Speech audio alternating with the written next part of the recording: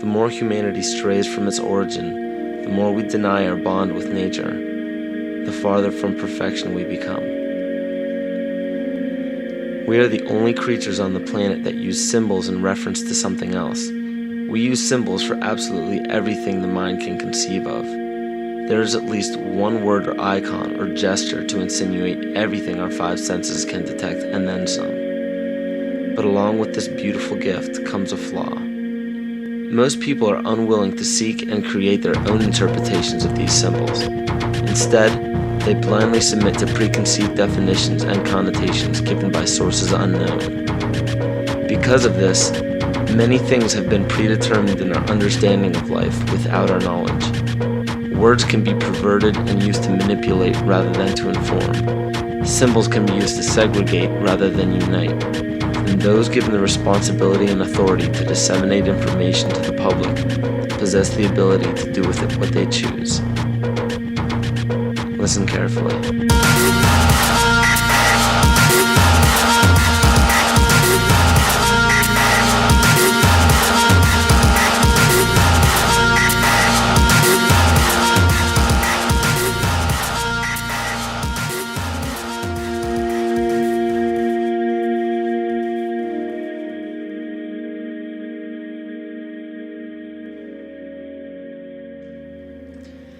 Every 26,000 years, our solar system passes through the 12 zodiac signs.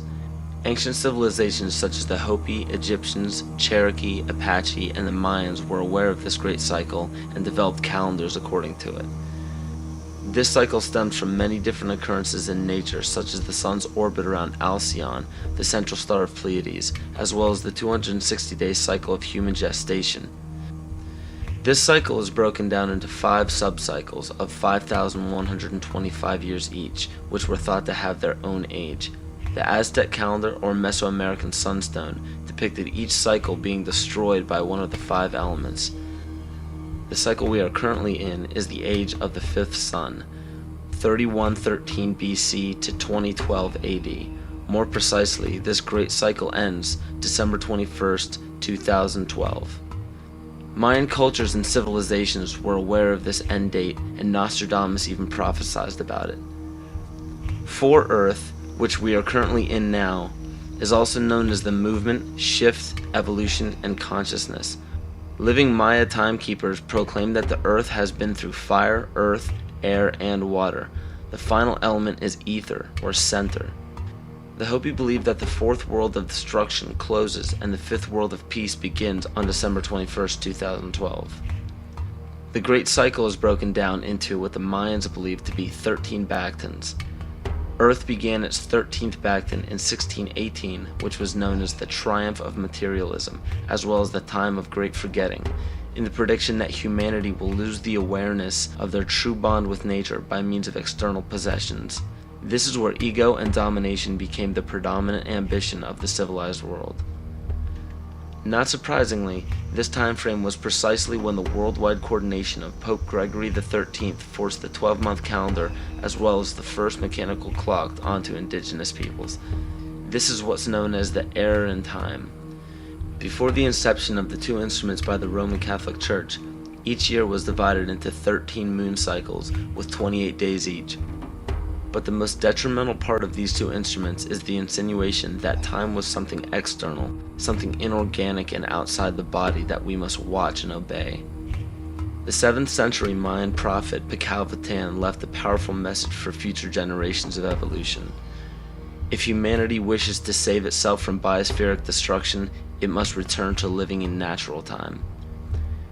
He also foretold of our accelerated technological society and of the damage of our collective divergence from natural law in exchange for material values. Astrology and the studies of the heavens are as old as civilization. Throughout the past several thousand years, new religions have all but replaced the pagan religions of prior years. Man has been so thoroughly fascinated with these objects in the sky that they formed constellations from them and applied stories to them. In Greek mythology, these were personified as the gods. We notice in the structures that still stand to this day that the most ancient of civilizations put forth more wealth, power, time, and effort into the locations of the stars than any other practice. This is commonly written off as simple curiosity. But the truth is becoming clear by the day as we close in on the 0 year of December 21st, 2012. It is a common misconception that the pagan religion is rarely practiced today. In fact, paganism in its evolution is the most widely practiced form of religion. You may ask yourself how this is possible. The answer is hidden in nearly all of our current popular religions. But who would have the power and the desire to integrate a seemingly long-gone religion into such popular opposite denominations?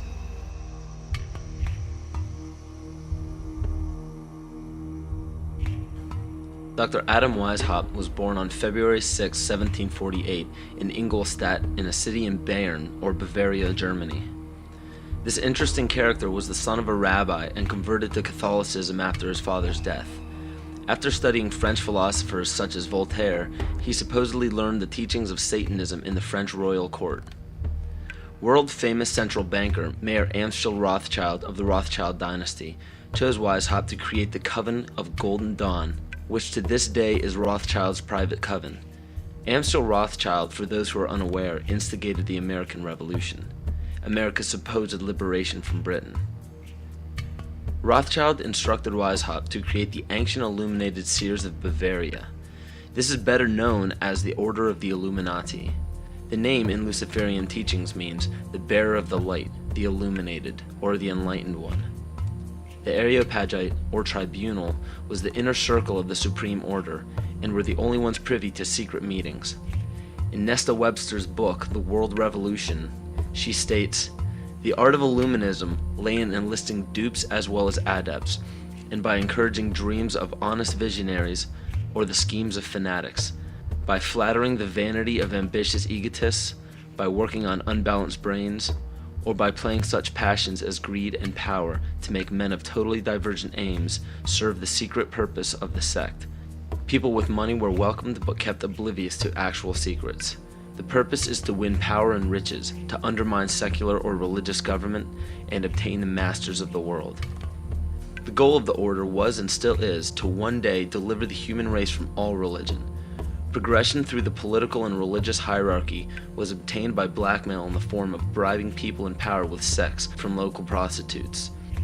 In the 16th and 17th century, high-ranking officials in political or religious organizations were liable to be sentenced to death for such acts. In 1780, Baron Franz Friedrich Knigge was recruited. He was the most instrumental person in the marriage of the Masons and the Illuminati. This allowed the Illuminati to expand rapidly with the use of Masonic lodges. On August 29, 1781, Congress of Wilhelmsbad declared the alliance official. Those in attendance were put under oath, never to reveal what took place in that meeting. Comte de Virieu, a Mason from Martinez de Lodge at Lyons, was questioned about the meeting upon his arrival home. He stated, "I can only tell you that all this is much more serious than you think.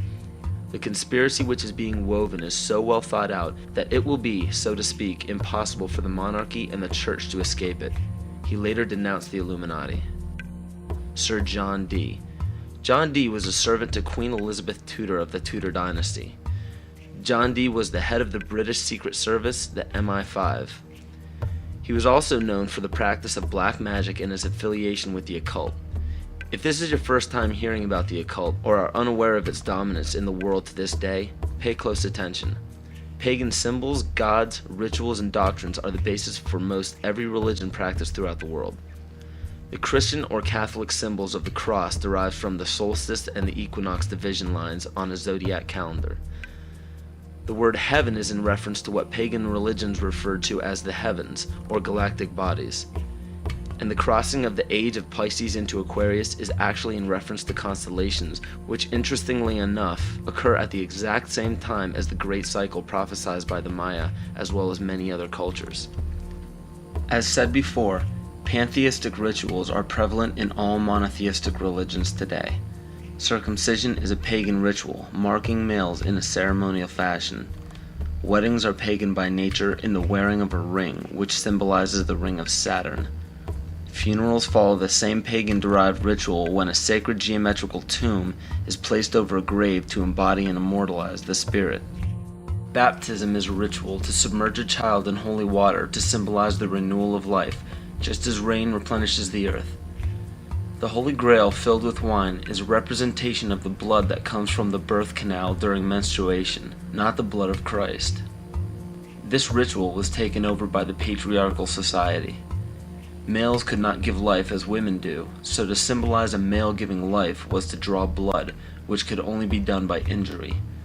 In ancient Egypt, the goddess Isis was the personification of wisdom.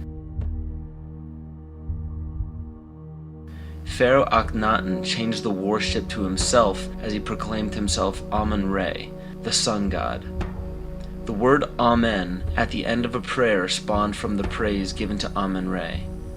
From there, the Hebrews left Egypt and traveled north into the Middle East, where they encountered the Canaanites, who worshipped the god of Saturn, El. The merging of these three gods became the name of the land today, which is known as Isis, Re, El, or Israel.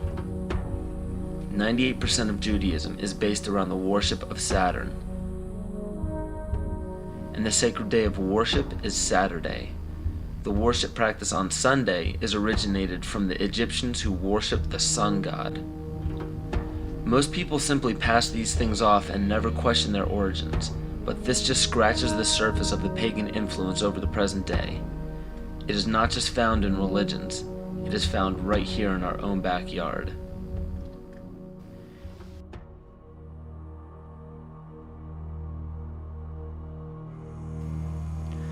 On January 22, 1783, Congress ratified a contract stating that all bills of credit emitted, monies borrowed, and debts contracted by or under the authority of Congress before the assembling of the United States in pursuance of the present Confederation shall be deemed and considered a charge against the United States for payment and satisfaction whereof the United States and the public faith are hereby solemnly pledged. The party that the U.S. owed these loans to? King George. I hope this paints a picture for you of how Great Britain funded both sides of the Revolution. To this day, Great Britain collects taxes from the United States via the IRS. The IRS isn't even an agency of the United States government. If you don't believe me, look up IRS publication 6209. The FCC, CIA, FBI, and NASA were never part of the United States government. The US government only holds shares of the stock in various agencies. Social security numbers are also issued by the UN through the IMF.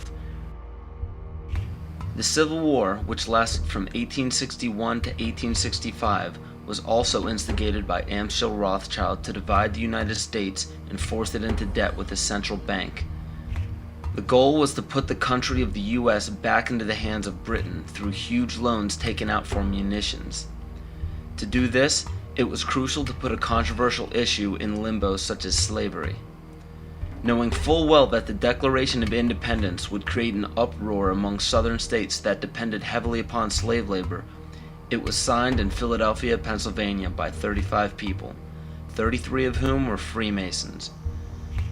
John Brown was a Mason and a Rosicrucian who was brought to power by William Lloyd Garrison and Senator Charles Sumner, both descendants of the Illuminati bloodline.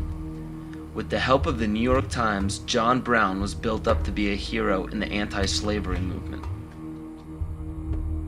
Ulysses S. Grant, former president, was born Hiram S. Grant. This name was given to him by his father, Master Mason Jesse Root Grant. Jesse Root Grant worked for John Brown's father and then went on to work for E.A. Collins, one of the 13 Illuminati bloodlines. Ulysses S. Grant was brought to power rapidly with help from Collins. From April 1861 to May 1864, Grant went from the rank of private to commander-in-chief of the entire Union Army. Once Grant was appointed president, his cabinet consisted of 8 Freemasons, including Alphonso Taft, which was William Taft's father, who was also an ancestor of Bill Clinton. Jonas Mills Bundy was one of the 13 Illuminati bloodlines, who was also the presidential advisor to Grant as well as the next 2 presidents. And cabinet member Columbus Delano was Franklin Delano Roosevelt's grandfather. In November 21, 1933, President Franklin Roosevelt wrote, "The real truth of the matter is, as you and I know, that a financial element in the large centers has owned the government ever since the days of Andrew Jackson. Abraham Lincoln's father was A.A. Springs, who was part of the Rothschild dynasty. Lincoln's half-brother worked for Louis Cass Pasteur in the Merovingian dynasty, which was the 13th Illuminati bloodline. Pasteur also owned Jekyll Island, which was where the Federal Reserve Bank was created. In the mid-1800s, Abraham Lincoln and the Whigs were trying desperately to keep Andrew Jackson from establishing a gold standard called the Independent Treasury System.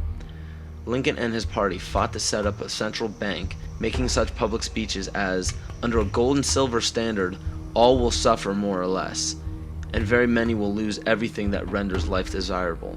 This statement resounds elements of scare tactics in this speech and other speeches on the matter given by Abraham Lincoln.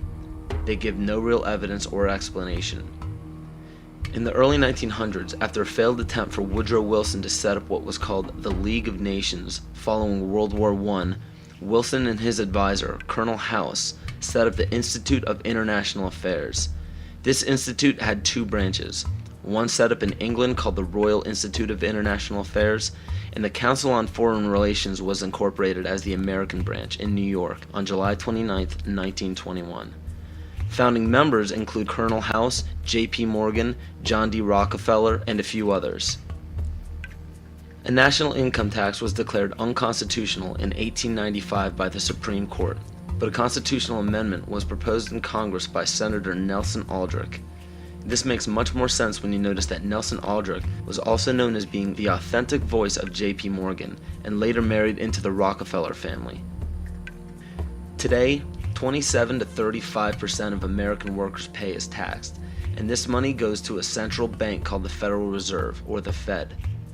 For those of you who are unaware of the Federal Reserve Bank and what it is capable of, it is a non-government-owned bank that provides the U.S. with all of its currency. They control the inflation rate by the amount of money in circulation. Yet the most amazing aspect of the central bank is the suspension of specie payments, in which the Fed can refuse to pay their obligations, yet taxpayers must pay their debts or go bankrupt. In other words, the suspension of specie payments is the central bank's right to breach a contract with no penalty whatsoever. In even simpler terms, it's called theft. How is it that the Fed is allowed to breach any contract they wish without penalty from the government? The answer is simple. The Federal Reserve Bank has power over the government instead of under it. Carroll Quigley, Bill Clinton's mentor while at Georgetown University, wrote of central banks, "They want nothing less than to create a world system of financial control in private hands, able to dominate the political system of each country and the economy of the world as a whole, controlled in a feudalist fashion by the central banks of the world acting in concert, by secret agreements arrived at in frequent private meetings and conferences." It is important to note that nearly all of the founders of the Federal Reserve Bank were involved in the conception of the Council on Foreign Relations. Since 1934, when the Fed was established, almost every United States Secretary of State, all Secretaries of War or Defense since Henry L. Stimson, almost every head of CIA since Allen Dulles, nearly all presidential candidates, Dwight D. Eisenhower, JFK, Richard Nixon, and Bill Clinton were members of the CFR. George Bush Sr. was actually the CFR director from 1977 to 1979. Understand that all of these high-ranking government positions were lobbied into place by the organization set up by the international banking cartel. There are secret meetings held everywhere by many of the same members in the Trilateral Commission, the Bilderberg Group, the Club of Rome, the United Nations, and the two branches of the Institute of International Affairs. These groups make up what is known as the Round Table, developed by Cecil Rhodes. Other offshoots or preliminary groups are the Bohemian Group and Yale University's Skull and Bones organization, which we all know George W. Bush, George Bush Sr., and John Kerry were all a part of. Most every meeting by these groups are attended by the most powerful government officials, corporate leaders, media moguls, and royal families in the world. These meetings are held in secret and not a word of them reaches the mainstream media. How is it that so many powerful people can attend meetings alongside the mainstream media and not a mention of it makes it to the public? This all may start making more sense when you start understanding that common citizens aren't meant to know what is happening at the top. Is there any dispute that to gain power in our day and age, it takes strategy and intelligence rather than brute force? Logic will tell you that in any sport or game, to claim victory, you must keep your moves strategic and secret. Why would it be any different in global politics?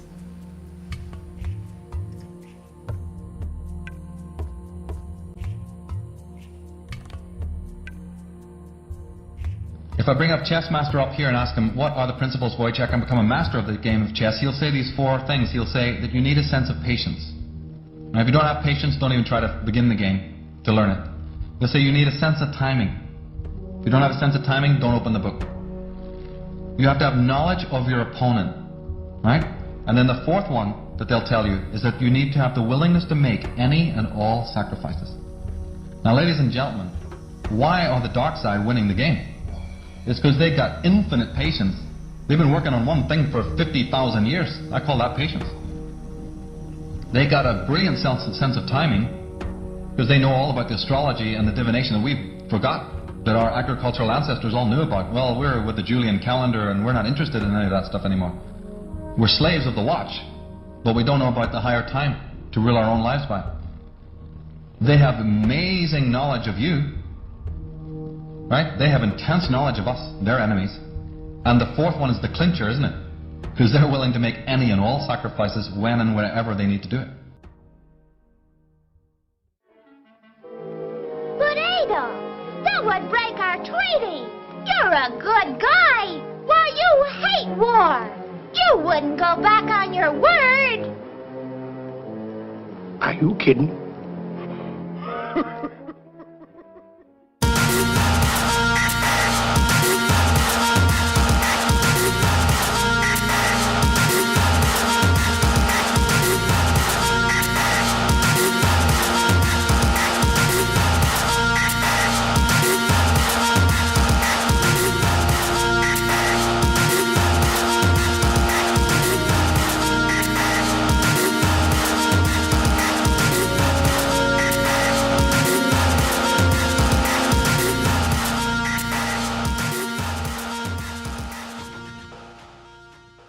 George W. Bush is a direct descendant of Godfrey de Bouillon. The Bouillons were servants of Pope Gregory VII and led the European noblemen into the crusade in order to recapture Jerusalem from the Islamic faith.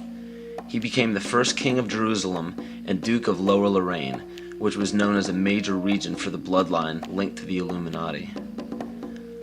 Bush is closely related to every European monarch.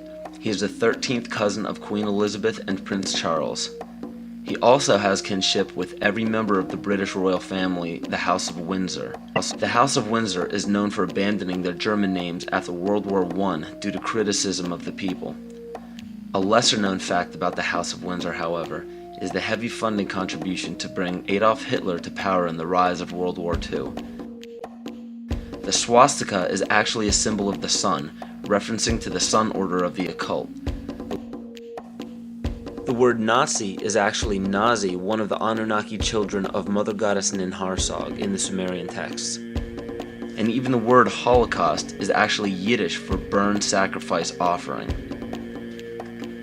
Heinrich Himmler was the commander of the SS and one of the most powerful men in Nazi Germany. Himmler was a Seventh-ray occultist and was very influenced by the book Astara by George Luns, who was an Austrian mystic. This occult book mapped out the plan for a cleansing of ethnicities and bringing about one race, and to revive the ancient tradition of the Knights Templar of the Middle Ages. The Knights Templar were a group largely killed off by the French monarchy. The remaining Templar created many Masonic orders and secret societies throughout Europe, from which the Illuminati is believed to have originated. It's important to note as well that the Bush family's ancestor, Godfrey de Bouillon, was a Holy Templar himself. To this day, every single United States president, with no exception, has a direct bloodline relation to British monarchs. And on December 20th, 1993, George Herbert Walker Bush was knighted by the Queen of England as a Knight Grand Cross of the Most Honorable Order of the Bath for his leadership in the Gulf War. Does it strike you as odd that our president, our leader, kneeled before the Queen of England in a ceremony that symbolizes allegiance? So what does this all mean? It simply means that throughout every major civilization, political power has remained in a select few bloodlines, and it is desperately held in the same manner today. It is openly admitted to the public that major leaders worldwide are part of secret fraternal orders or secret meetings. But what is not disclosed to the public is the purpose of these meetings. So let me spell this out for you. The major leaders from around the world are part of a united effort to remain in power forever. To do so, the people are lured into the trap of perpetual debt, making it impossible to be repaid by the people. So in turn, all property and assets will be repossessed by the debtor. For those of you who are unaware what it means when a government owns everything of yours, it's called socialism. All of this is part of an ultimate goal of the mystery religions. The mystery religion is the paganism we've been talking about all along, but the pagan religions known to the public today are nowhere near as involved as the mystery religion. It is much less confusing than you think. Try to imagine this practice as less of a religion and more of an ambition. The ambition is to reach enlightenment. There is no superhuman intelligence or fantasy involved in this. The gifts of God are very simple. Omnipresence. The power of one being or consciousness to be everywhere at once. Omniscience. The power of knowing everything that can be known. And omnipotence. To have unlimited power. We see all of this today. It cannot be denied.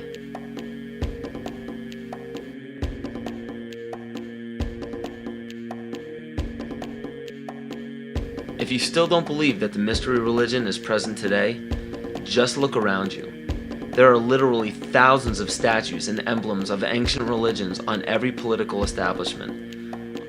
Even on military uniforms, these symbols are found everywhere, but not only in our country. The same emblems are found on every nation's military uniform. And why would this be? Because a life taken at a chosen time, place, and a specific manner, it becomes a sacrifice. And to further illustrate this point, on March 20th, 2003, President Bush launched a bombing of Baghdad at 5:50 Baghdad time. This lasted into March 21st. It was called shock and awe by the mainstream media, but according to the mystery religion, this date is known as the Eve of Ostara, more commonly known as the spring or vernal equinox. Occultists worship the goddess of the earth, Gaia, on this day. The Druids knew this date as the spring fertility rite, the day of feast. The war was promptly ended on May 1st, 2003. This date is known in the Druidic calendar as Beltane, or Walpurgis Night. It was named after Saint Walpurga, who was the pagan goddess of fertility. From March 20th to May 1st, the pagan ritual is to give blood to the earth and renew life to the goddess of fertility. What better time frame to declare a bloody war on the days of a ritual sacrifice and end it exactly when the pagan ritual ends? The parallels are uncanny. These are all facts written in many different sources around the world and are available to anyone to discover. Connecting the dots is up to you, but make your own decisions instead of settling for conclusions that others have put in place before you.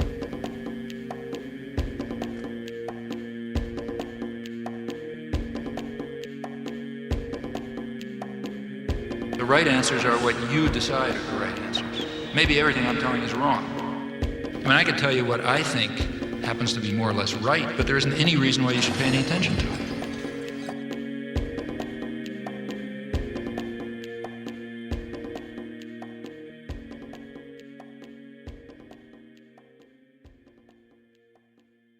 Now you know why they're out to destroy you. Today there is so much confusion about what Christianity is, because everything I thought that was Christianity, I found out wasn't. If this continues, there will be an overthrow of all things. Yea, this change and overthrow is deliberately planned. There is nothing going on today in the United States of America by accident. Nothing. There is nothing going on in the Catholic Church today that's happening by accident. They were acting on an ancient hope that is meant to be fulfilled. If you understand esoteric writing, what you do is you try to confuse so the common people like you will not understand what's said. So you take an idea and you put it at the beginning and the end of the sentence, and then you intersperse all sorts of things in the middle to confuse common people like you. And it all goes back to these ancient times and tapping into the mystery religions. The occult is in total working control of America today, and that is why we're at war in the Middle East. What is it all about? It is part of the continuing world revolution. It is part of the move to bring about World War III and ultimately then the one world order and the new world religion. This information is backed up by scholars, teachers, philosophers, doctors, and professionals in every respective field, all around the world. The reasons why the majority of people don't know about this is because over 80% of the population gets their world news strictly from the mainstream media. And if you trace every major media station's chain of command to the top, you will find the same people who own the corporations that lobby every high-ranking political official into place. It's a media of belief, a media of belief. The whole media is controlled by a few corporations thanks to deregulation by the FCC. You mean Disney, Fox, Westinghouse, and good old GE?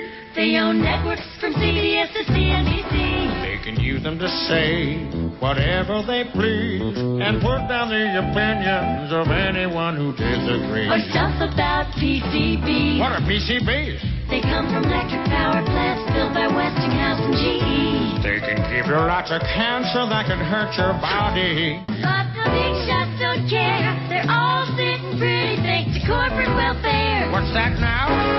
They get billions in subsidies from the government. It's supposed to create jobs, but that's not how it's spent. They use tax and soft money to support congressmen who will vote for weapons programs again and again and let them dump toxic waste where the young ones play. INTE made the bullets that shot JFK.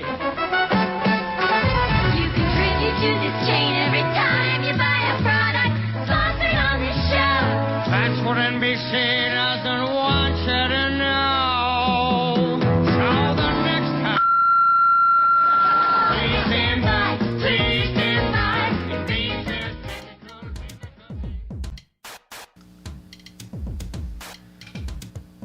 And for those of you who are unaware of this one world government and one world religion, I challenge you to do an internet search on the New World Order. You will be overwhelmed by the amount of people trying to get the word out to the masses. This exemplifies the findings that 87% of the population formulates their belief structure according to other people's ideas. Only 13% formulate their beliefs on logic and evaluation. And sadly, the two greatest factors that lead to the ignorance of the public are as follows. You support the mission from here? How brave you are! Y'all be real careful as you march towards that Capitol building. Be real careful for who you think is in there waiting to help you. Be real careful.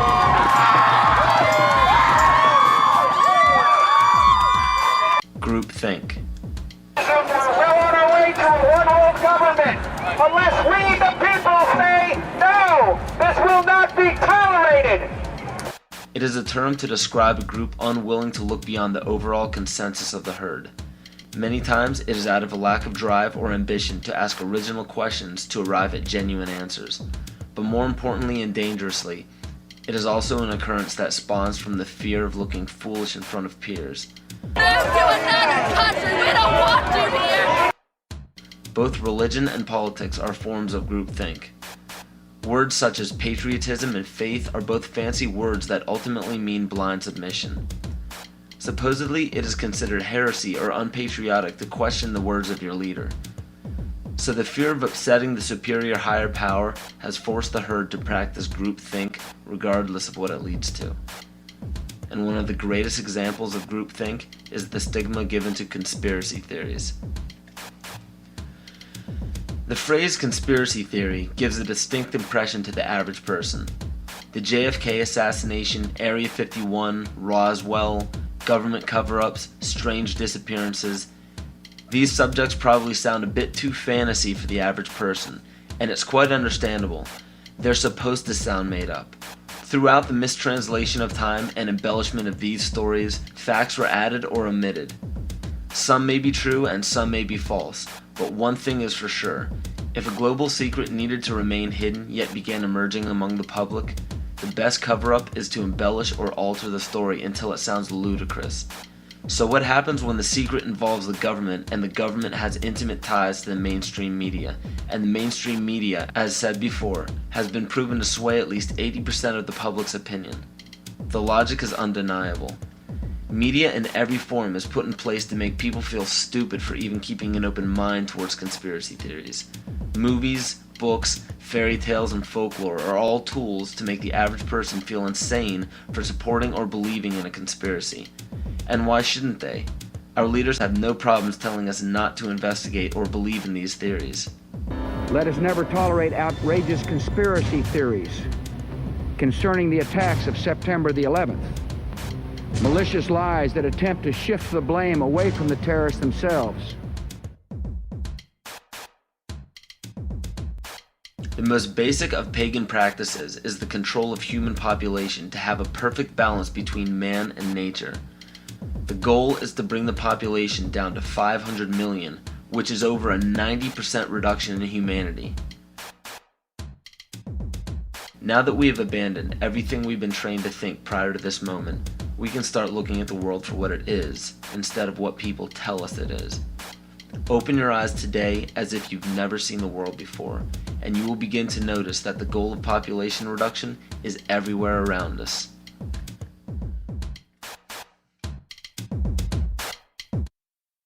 Let me assure you that absolutely nothing that I'm going to tell you is exaggerated, is interpolated, or is imagined. Everything I'm going to tell you is documented.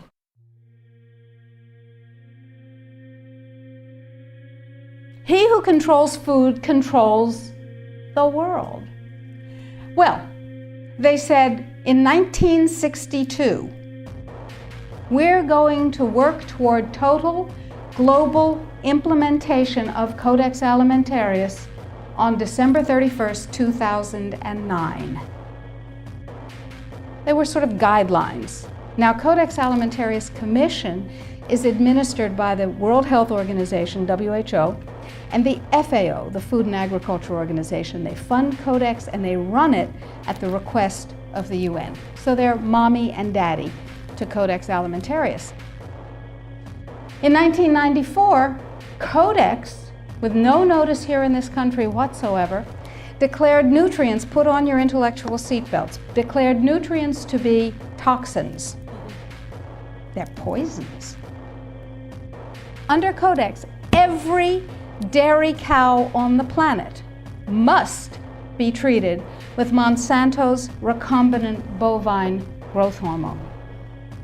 Furthermore, under Codex, every animal used for food on the planet must be treated with subclinical antibiotics and must be treated with exogenous growth hormones.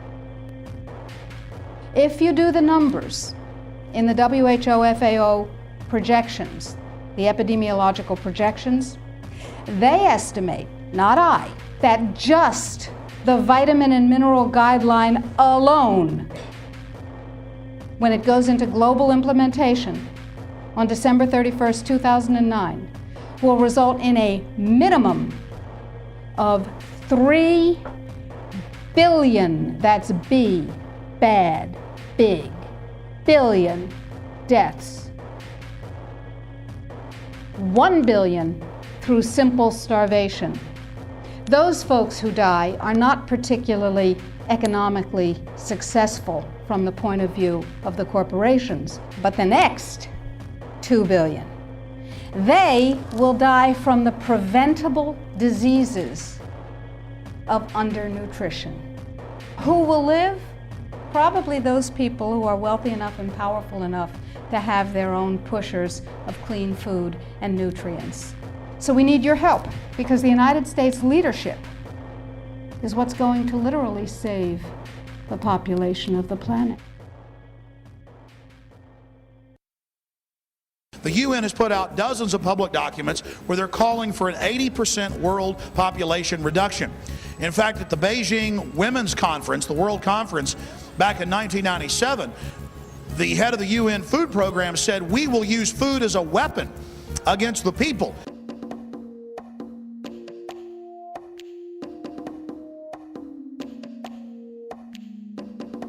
66% of United States residents' public water is fluoridated. It is known to have tremendous effects on bone cancer, joint problems, bone weakness, lowered estrogen and testosterone levels, and dental fluorosis, which is yellowing of the teeth and pitting in the enamel. Wouldn't it make more sense to enhance public water with vitamins which are meant to be ingested to promote overall health, rather than putting such a toxic chemical in our water with a bogus explanation that it will improve our dental health? We now know that fluoride causes more dental problems than it solves. Something doesn't seem right about this. Do you honestly believe that these companies care deeply enough for the people to spend large amounts of their own money to fluoridate public water when the people already purchase their own toothpaste? But there's a difference between toothpaste and drinking water. We don't ingest toothpaste. If you go to any hardware store and look at any rat poison product, you will only find one ingredient: sodium fluoride. It is the most toxic ionic molecule outside of potassium dichromate. Now Dannon, along with other companies, have begun fluoridating bottled water. It is becoming increasingly difficult to get away from. And the fact that fluoride is also used in many prescription antidepressants shows that it eliminates aggression and motivation in people. Fluoride, to my knowledge as a physician, has absolutely no biological benefit whatsoever. But one of the significant things is that the Russians carried out all sorts of experiments on the people living in the Gulag. One of them, of course, was to fluoridate the water. Why? You fluoridate the water, why people are not as aggressive as they ordinarily would be. In fact, what is the active ingredient in Prozac that is so widely distributed in America today? Why, it's a fluoride compound. And now, we are finding that public water nationwide is showing up with arsenic, lead, cadmium, and thermonium, which is a radioactive form of lead. Cancer, lowered sex drive, birth defects, sedation, and brain defects. Does this not sound like a wonder drug for anyone aiming to control a population? It's quite astonishing, Paul, the degree to which environmentalists have not been educated about fluoride. You know, people have an unconscious trust in their doctor or their dentist, and if you can persuade doctors and dentists that fluoride is safe and good, then you're able to reach the rest of the nation. People believe their doctors and dentists, and that was a way of promoting fluoride for Bernays. Fluoride was killing their cattle, destroying their crops. Fluoride given to rats had produced bone cancer and liver cancer, and that those results had been doctored to make it look as though fluoride hadn't caused as much cancer. The pattern that we saw, it typically is what we see with other neurotoxic agents that are well known to cause a hypoactivity or a memory problem or an IQ problem. When I first presented the results of these studies, one of the individuals sitting and listening to the results, he says, "Do you have any idea what you're saying?" And he says, "You're telling us that we're reducing the IQ of children." And basically I said, yes.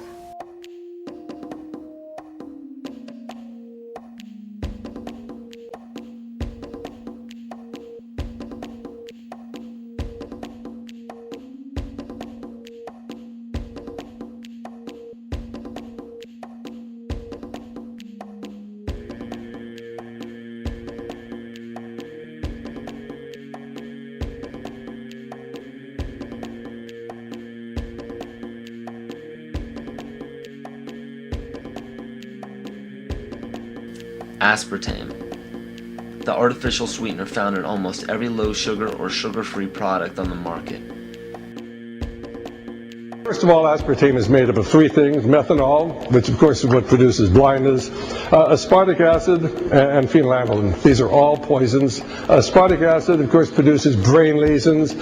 This was known back in the early 1970s. Methanol produces blindness. Phenylalanine is what you see in the brain, and in high dosage it produces trauma.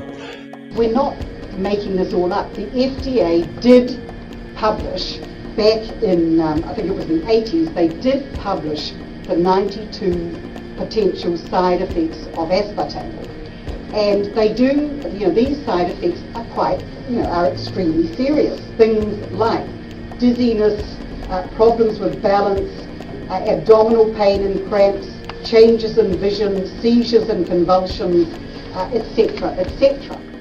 So the nervous system seems to be one of the areas that's most affected. So we see people have difficulty thinking.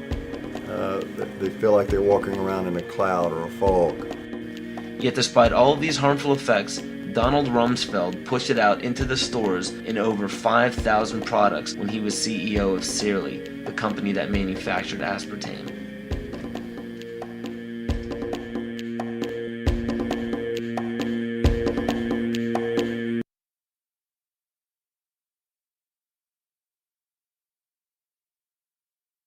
The sustainable goal is the elimination of the middle class.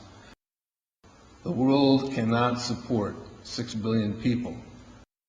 But you see, the plan behind sustainable development includes population control. It's a program for land use control, education control, and population control. The leaders of the sustainable movement say that the world's human population should not exceed 500 million people. That's a 93% reduction of today's population levels. In 1992, while the Rio Conference was going on, George Bush, then president, was there. He was just offshore in Prince Charles's yacht, where he executed the Agenda 21 protocols on behalf of the United States and brought it back to Washington, D.C. Within a year, Bill Clinton, by executive order, established the President's Council for Sustainable Development. In 1996, Bill Clinton set up the President's Council on Sustainable Development. One of the dictates of Agenda 21 is that every country in the world is to set up a national council to oversee the implementation of Agenda 21. I've listened to Gorbachev explain, we are writing a new set of 10 or 15 commandments to replace the original 10. Which one of the 10 do you think these guys don't like? Thou shalt not lie, thou shalt not steal, thou shalt not covet. Because I'll tell you what, these people have lied to us. They're in the process of stealing all of this nation's natural resources, and they covet everything you have left.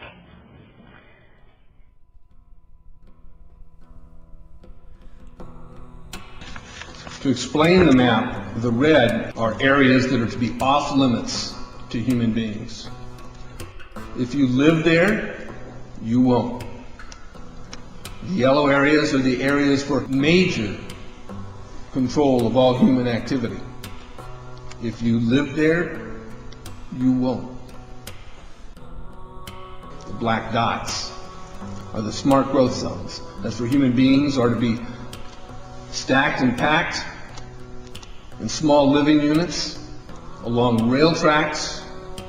The Smart Growth Program ultimately has jobs assigned and children cared for by the state.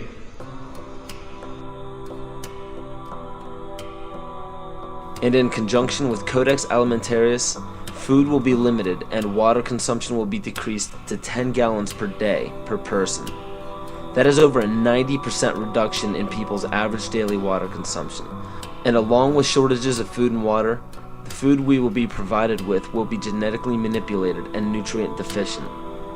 Genetic manipulation of food causes complications in metabolizing and utilizing food for energy. In June of 2003, scientists reported that the gene sequence of the inserted genes into crops had actually changed their order. They had re-scrambled. So the genetic inserts are not stable.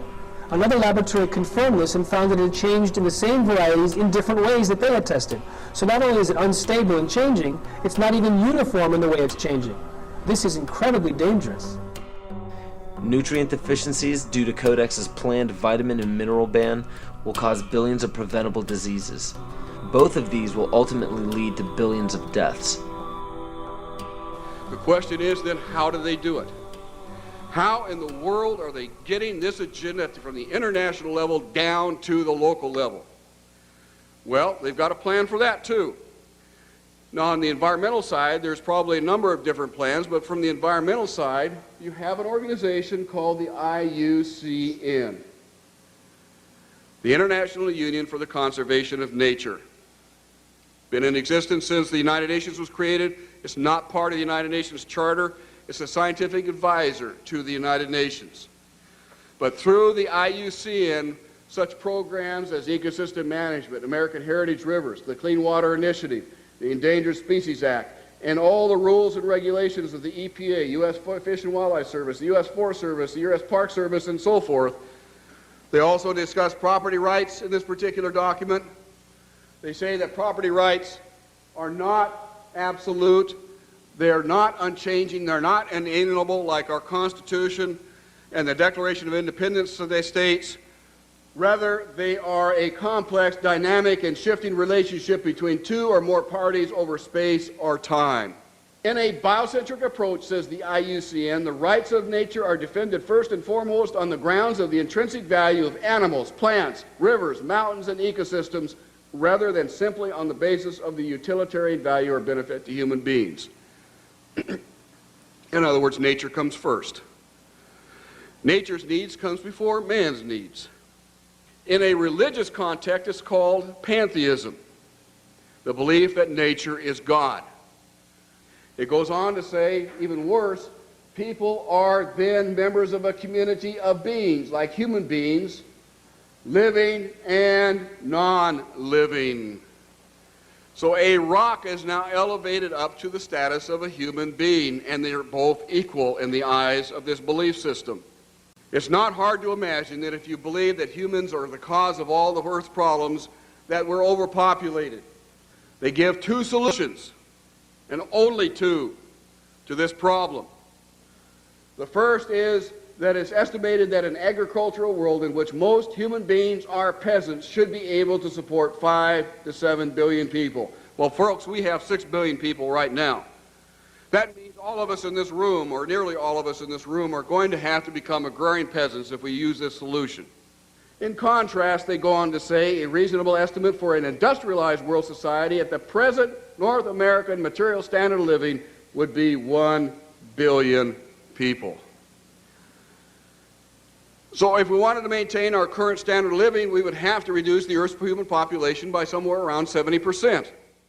In 1970, just 3 years after the publication of the Iron Mountain Report, which calls for, if we're going to create a world government, we can no longer use war as a mechanism to cause fear amongst populations and therefore allow us to control the behavior of populations through fear.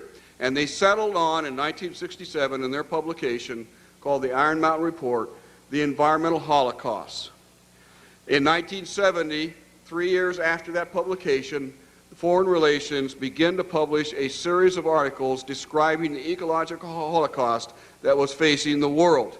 And in this particular issue, the first issue done by George Kennan to prevent a world disaster, where it was summed up in 3 points that the eco-crisis is a global threat so great that it endangers all of life on Earth.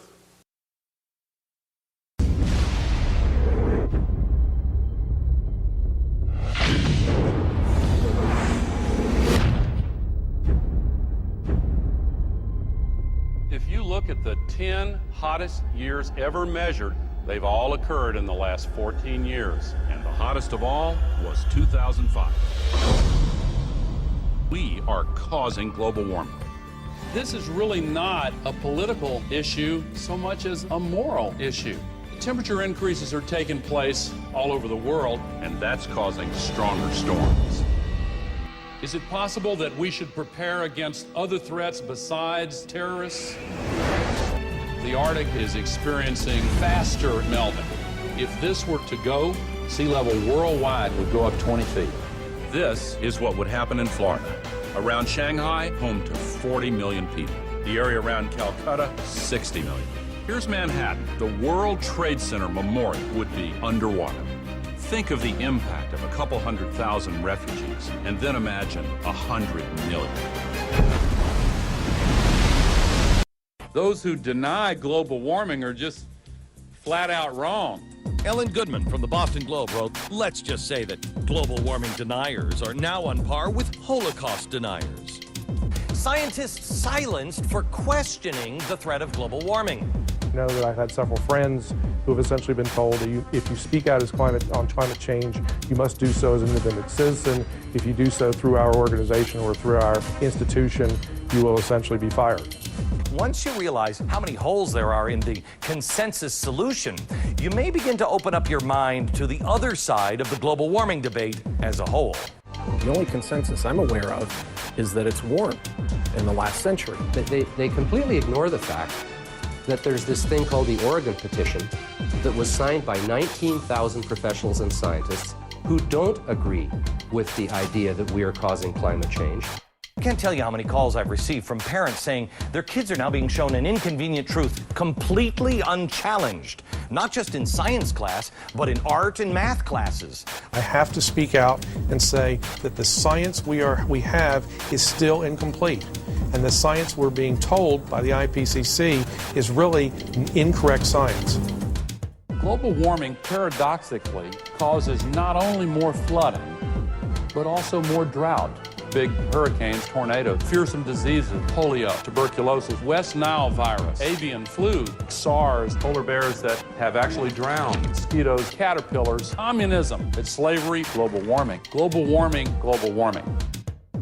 Aurelia Pecci, who actually created the Club of Rome, and it's the inner circle of the global elitists in 1991, stated that while searching for a new enemy to unite us, we came up with the idea that pollution, the threat of global warming, and the like would fit the bill. All of these dangers are caused by human intervention. The real enemy then is humanity itself. To put this to you bluntly, global warming is a complete fallacy. Al Gore received the Grammy and the Nobel Peace Prize for a film that is filled with holes and mistruths. Ice cores taken 2,000 meters below the surface have enabled us to look at the last 160,000 years. We believe that in Greenland, the medieval warm period was about 1.5 degrees warmer on average than today. And they also show consistently warmer temperatures thousands of years ago before man-made greenhouse gases existed. Approach our time, we can see that in the period between 4,000 years ago and back to the period 2,000 years ago, which is actually the Roman age, the temperatures have been decreasing in Greenland by 2.5 degrees. Al Gore is made out to be a revolutionary figure attempting to save the planet, which is quite true. He just doesn't mention the fact that saving the Earth doesn't involve you. According to his agenda, it will result in massive land repossession and extreme limitations on food and water and fossil fuels for the public. And please note that Al Gore is a sustainable developer. The global warming lie is very popular today because it receives major media coverage and has an attractively titled goal of saving the planet. But how does this tie in with Agenda 21? The result of the 1992 Earth Summit Conference in Rio de Janeiro was the Kyoto Treaty. The Kyoto Treaty states that every country must drastically reduce the use of fossil fuels by mandate of the United Nations. Concentrations of greenhouse gases in the atmosphere are at their highest levels in more than 200,000 years. If the trend does not change, scientists expect the seas to rise 2 feet or more over the next century. Island chains such as the Maldives will disappear from the map unless we reverse the predictions. Thank you very much. And as of June 2007, 172 nations and other government entities have ratified the treaty. And if you were wondering how this ties into putting the Earth's priority above human survival in accordance with pagan beliefs, every country's deadline for the implementation of Agenda 21 and the Kyoto Treaty is in 2012.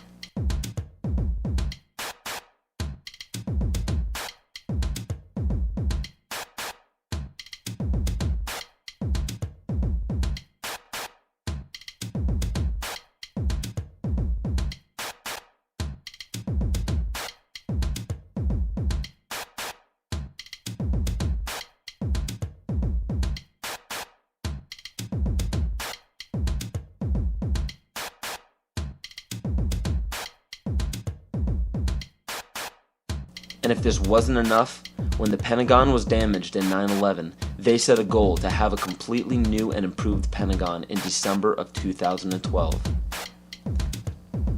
So Codex Alimentarius goes into effect at the end of 2009, which gives it 3 years for the Codex regulations on food to create billions of preventable diseases and deaths. When citizens of every nation are dying of starvation and diseases and fear for their lives because of global warming and major catastrophes, they will do what the public has been proven to do in times of great peril. They will beg for their government to step in and do something. How are they going to get you to join the new economy? They're going to say, we have a solution. You see, one of the tricks of the Illuminati is they create a problem and then they provide the solution when you beg them to. And pray tell, what will the United Nations suggest when there's a global problem? They will demand a global government, a new world order, exactly as the Maya, Hopi, Kali Yuga, and many other pagan civilizations prophesied. By 2012, the Kyoto Treaty, Agenda 21, Codex Alimentarius, and the new Pentagon will be fully operational to enforce a new world order. And the new world religion is obvious. We will all worship the earth, Gaia, the mother goddess we saved from extinction from global warming. We will be told that to keep from repeating the mistakes that we made in the past, we must hold the earth in higher regard than humans, just as pagan traditions require. This is too obvious to ignore. It is right in front of our faces, and yet we still refuse to see it. I guarantee you that by 2012 there will be a World War III, but it will not be between nations. It will be us and them. They know this. Why do you think the UN is consistently trying to disarm the public and the nations? They don't want us to be capable of fighting back. The proof of this is in the film released by the UN called Armed to the Teeth, where it demonizes gun ownership. It is also shown in the freedom from war policy put in place by JFK in 1961. President John Kennedy went to the United Nations September 1961, and he presented the United States program for general and complete disarmament in a peaceful world during a speech, and he said, this is the official program of the United States of America. It's a disarmament program. It calls for the United States to turn over its military to the United Nations. Now, let that sit for a second. It calls for the United States to turn over its military to the United Nations. The program ends by saying progressive controlled disarmament would proceed to a point where no state would have the military power to challenge the progressively strengthened UN peace force. The UN would have all military power. This policy outlines some pretty scary scenarios when you understand what it reads. It calls for the disbanding of all national armed forces and the prohibition of their reestablishment in any form whatsoever other than those required to preserve internal order and for contributions to a United Nations peace force. This clearly shows that the UN is calling for all military power to be under their control. Inspection and verification must establish both that nations carry out scheduled limitation or reductions and that they do not retain armed forces and armaments in excess of those permitted at any stage of the disarmament process. Strategic delivery vehicles will be reduced. Arms and armed forces will be reduced. And all the while, UN peacekeeping powers would be strengthened. A UN Peace Observation Group would be available to investigate any situation which might constitute a threat to or a breach of the peace. establishing of a permanent international peace force within the United Nations, and depending on the findings of an experts commission, a halt in the production of chemical, bacteriological, and radiological weapons, and a reduction of the existing stocks or their conversion to peaceful uses. Peaceful uses of biological, chemical, and radiological weapons? Do you see how they are perverting the word peace and making this policy sound unilaterally good? There is no other way to read this publication. It clearly states that all nations will hand over their military forces to a global United Nations military.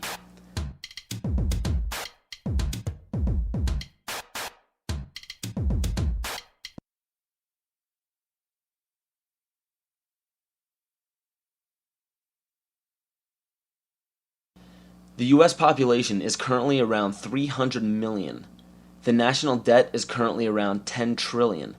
So the current debt, when divvied among the American people, comes out to approximately $33,000 and has been growing at a national rate of $1.46 billion a day since 2006.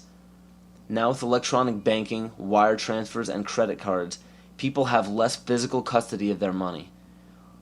As of right now, the amount of money in circulation is not able to cover the national debt. This was carefully planned since the inception of the Federal Reserve Bank.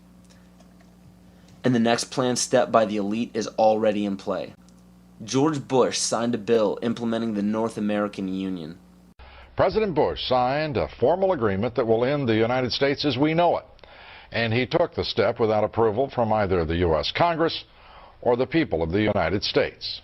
I think one thing people who are dollar-based need to focus on is the Amero. That's the one thing that nobody's talking about, but I think it's going to have a big impact on everybody's life in Canada, the U.S., and Mexico. The Amero is the proposed new currency for the North American community, which is being developed right now between Canada, the U.S., and Mexico to make a borderless community, much like the EU, and the dollar, Canadian dollar, U.S. dollar, and the Mexican peso replaced by the Amero.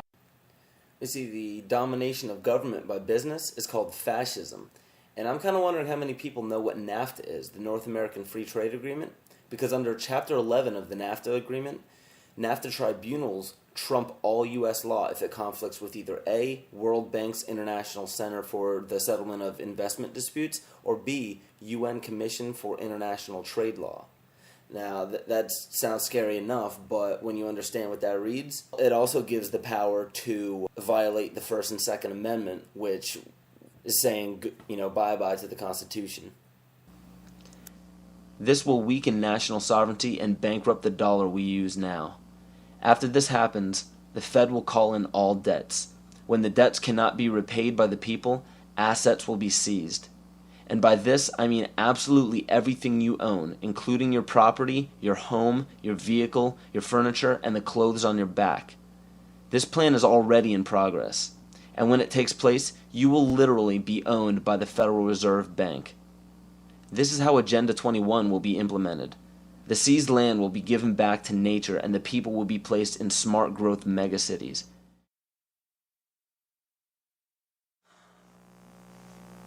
So what are we to do? There is an overabundance of information out there for anyone to see pertaining to why this situation seems so hopeless and out of our control. But in all honesty, there is even more information out there about how to protect ourselves. The only problem we face is that most people don't know how to apply this information to their own lives, and rarely anybody takes the time to spell it out for us. There are many great teachers out there. Teachers who have dedicated their lives to protecting the people who need protecting the most. The teacher has the most difficult role in our society because nobody likes attaining true knowledge. True knowledge encompasses all aspects of existence, good and bad. Most others do not. Hearing true knowledge upsets people because it implies that we were wrong at one point in our lives. And another character flaw is our desire to apply absolute truths to unstable foundations in our life. When we do so, we build a structure that we hope will define us best when we're reaching the end of our life on earth. So everything we think we are, everything we tell others we are, everything we base our life-changing decisions off of, is all depending on a foundation that could crumble at any moment. And because we've been told our entire lives that there are certain guidelines and mores we must follow to be a decent human being, we deny everything that may pose a threat to our unstable foundation. This is why we despise true teachers. We lump these teachers into the same category as terrorists, and the method for spotting these teachers and terrorists are just as flimsy and ridiculous as the methods used to spot witches. We have found the witch, may we burn her? Who do you know she is a witch? She looks like one. Yeah, she looks like a witch. Bring her forward. I'm not a witch, I'm not a witch. But you are dressed as one. They dressed me up like this. And this isn't my nose, it's a false one. Well, we did do the nose. The nose? And the hat. But she's a witch. Did you dress her up like this? No! Yes, a bit. She has got a wart. What makes you think she's a witch? Well, she turned me into a newt. A newt? We got better. Burn her anyway! William Cooper, a loving father and husband, friend of many, simply a teacher trying to better humanity and protect fellow citizens across the globe. They became a mystery to the others, and the priesthood was born. No king ever existed without the permission of the priesthood. The kings never had the power and don't to this day. Kings exist at the whim of the real power, which is the priesthood standing behind the throne. It is a method of encoding information through a system of mathematics and numbers. It is some of the most ancient knowledge that man has ever possessed and has been kept secret and given only to those who have proven themselves worthy through the process of initiation. There's a method to their madness. There's really not much method to yours, because you're operating from a place of ignorance, and until you change that, you're going to be bumbling around, bumping into each other, saying and doing the wrong things, not understanding the nature of your enemy. And if you don't understand the nature of your enemy and the weapons they use, you cannot fight that enemy. You can't fight the battle. You shouldn't even be on the battlefield. Supposedly, a CNN reporter found Osama bin Laden, took a television camera crew with him, went into Osama bin Laden's hideout, interviewed him and his top leadership, and he came out and told everybody, within 3 weeks, Osama bin Laden is going to attack the United States and Israel. Now, don't you think that's kind of strange, folks? You see, because the largest intelligence apparatus in the world, with the biggest budget in the history of the world, has been looking for Osama bin Laden for years and years and years, and can't find him. Some doofus jerk-off reporter with a camera crew waltzes right into his hideout and interviews him. And I'm telling you, be prepared for a major attack. But it won't be Osama bin Laden. It will be those behind the New World Order. I wonder what Osama bin Laden's targets are supposed to be. And if they don't, if this doesn't materialize in the next 2 or 3 weeks, it will eventually materialize, because they haven't succeeded in getting the guns out of the hands of the American people, nor have they succeeded in taking our freedoms away. And so I can tell you with a certainty, they must do something terrible in order to stop this backlash and regain the sympathy of the mass herds of sheeple out there. This is how it feels to be alive. This is how it... What is our common bond truly? Freedom. Freedom! Without freedom, you can't be a Christian no matter what denomination you belong to. You can't be a Buddhist. You can't own a donut shop. You can't drive from here to Oregon. You can't be an American because that's what it's all about, and it's the only thing that it's all about. Nothing else. Nothing else. You don't really understand sometimes what a terrible burden it is to know some of the things that I know and try to wake people up and impart this knowledge to them and find out that they just have walls built in front of them. They want to be slaves. That's why my broadcast scares the hell out of socialists. You see, what happens when you broadcast the truth is you piss everybody off.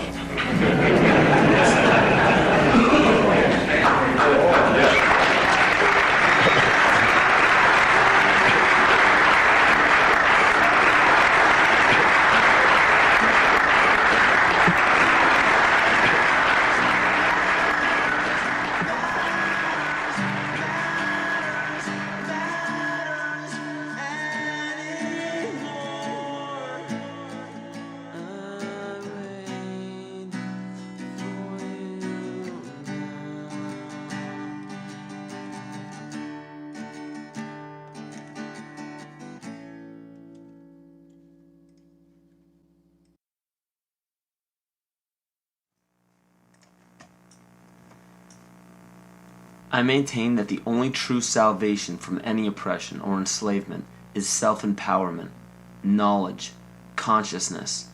This is true rebellion. Don't get caught up in the 87% of people who follow the leader.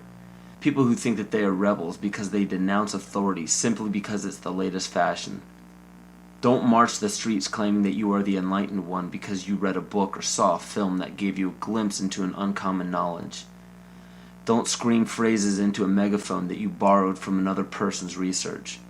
And don't proclaim yourself an original thinker because you belong to a group that represents an unpopular belief. Those are all examples of the other side of the coin of groupthink, leading a false rebellion. False rebellion is dangerous because it gives the illusion that you are free and thinking for yourself. A true rebellion, a true revolution, begins when you quit following and start leading. And those who end up following you should be taught by you to quit following you and start leading. And the only way to lead successfully is by fully understanding your rights as a human being on this planet. We have very powerful tools on our side called the Bill of Rights and the Constitution. These documents state that no government can deprive us of our natural rights. So how is it happening? You must understand that the elite group controlling our government, our educational system, agriculture, and media are also in control of our free enterprise. Free enterprise is our economic system or our means of production, privately owned and operated for personal benefit. Free enterprise cannot legally be taxed unless it volunteers itself. The reason why income tax seems inescapable is because most every job on the planet requires you to sign a number of documents with fancy wording stating that you are agreeing to be a representative of a corporation or entity.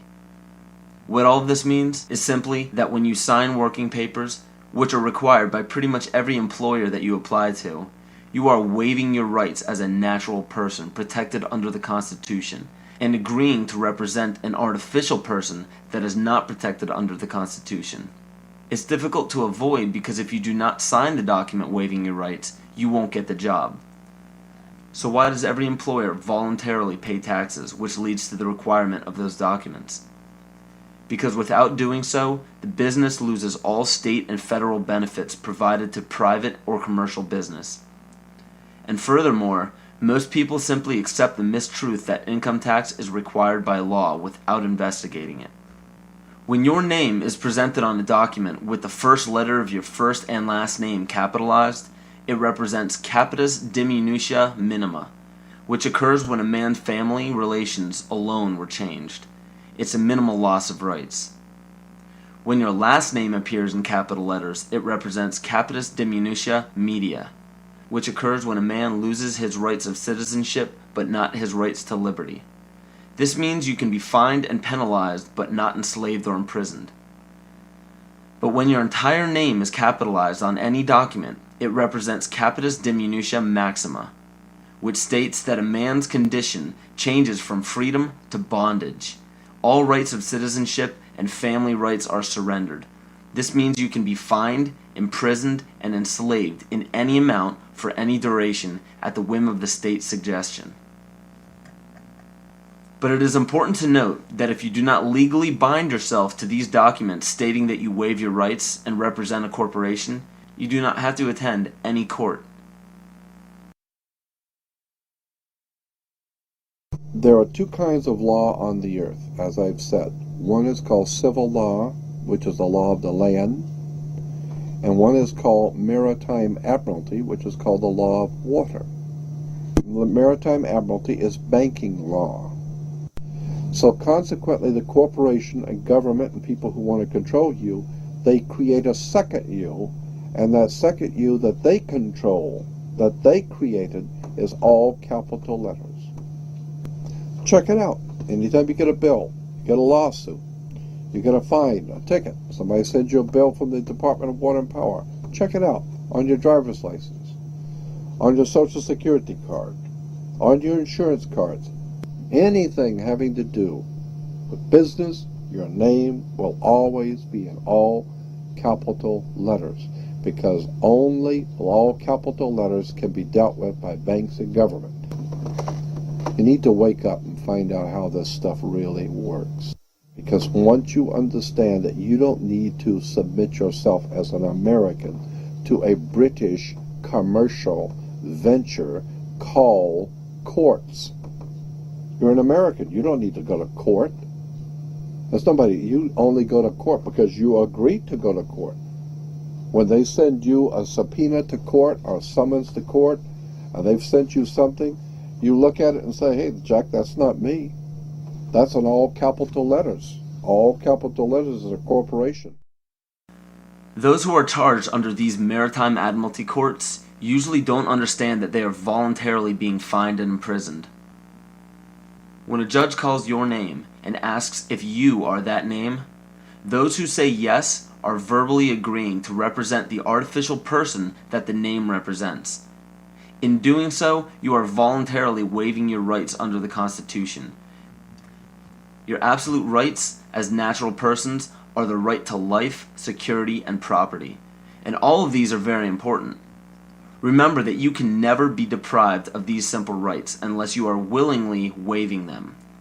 But you need to understand your rights if you want to be protected under them. When sustainable development is knocking down your door for the right to your property, you need to understand your inherent right to your property, which extends from the visible surface to the center of the earth. But please note that these steps are simply the beginning. They merely treat the symptoms instead of attacking the root. To understand fully how to protect yourself, you need to understand your origin.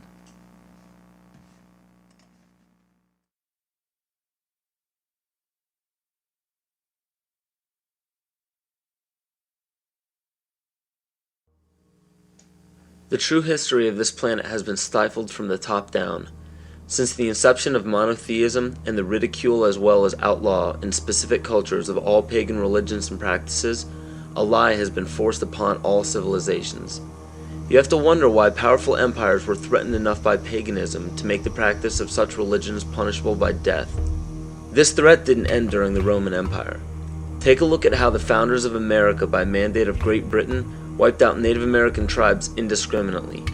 Great Britain has also shown some of the most brutal forms of genocide in Africa, India, New Zealand, New Guinea, and many other locations in which pagan tribes still existed. East Timor suffered from one of the most brutal genocides in all of history and was fueled by the United Nations and the United States funding during the Carter administration. Ford and Kissinger visited Jakarta, I think it was December 5th. We know that they had requested that Indonesia delay the invasion until after they left because it would be too embarrassing. And within hours, I think, after they left, the invasion took place on December 7th. What happened on December 7th in 1975 is just one of the great great evil deeds of history. Early in the morning, bombs began dropping on Dili. The number of troops that invaded Dili that day almost outnumbered the entire population of the town. And for 2 or 3 weeks, they just killed people.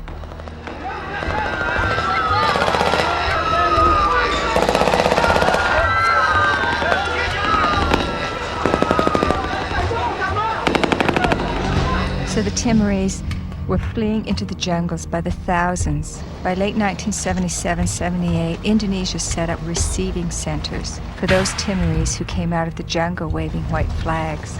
Those the Indonesians thought were more educated or who were suspected of belonging to Frelimo or other opposition parties were immediately killed. They took women aside and flew them off to Dili in helicopters for use by the Indonesian soldiers. They killed children and babies. But in those days, their main strategy and their main weapon was starvation. By 1978, it was approaching really genocidal levels. The church and other sources estimated about 200,000 people killed. The U.S. backed it all the way. The U.S. provided 90% of the arms. Right after the invasion, arms shipments were stepped up. When the Indonesians actually began to run out of arms in 1978, the Carter administration moved in and increased arms sales. And other Western countries did the same. Canada, England, Holland, and everybody who could make a buck was in there trying to make sure they could kill more Timorese. The last thing that the ones in power want is a sovereign group or tribe setting a positive example for others. It is important to note that followers of monotheistic religions are not to blame, just as not all members of Freemasonry, intelligence agencies, fraternal orders, or political organizations are part of the esoteric agenda that is being carried out in all upper echelons of society. And it's difficult for people to comprehend, but paganism is no more dangerous than understanding surgical procedures. The knowledge can be very useful when applied properly, yet it can also have very detrimental effects if misused or abused. Understand that most all of these problems are not by mistake, but by design. Most people do not understand how colors, shapes, catchwords and phrases, and biological timings are all used as talismans to affect humanity on an emotional and spiritual level. Colors are used hypnotically in every news channel and corporate advertisement.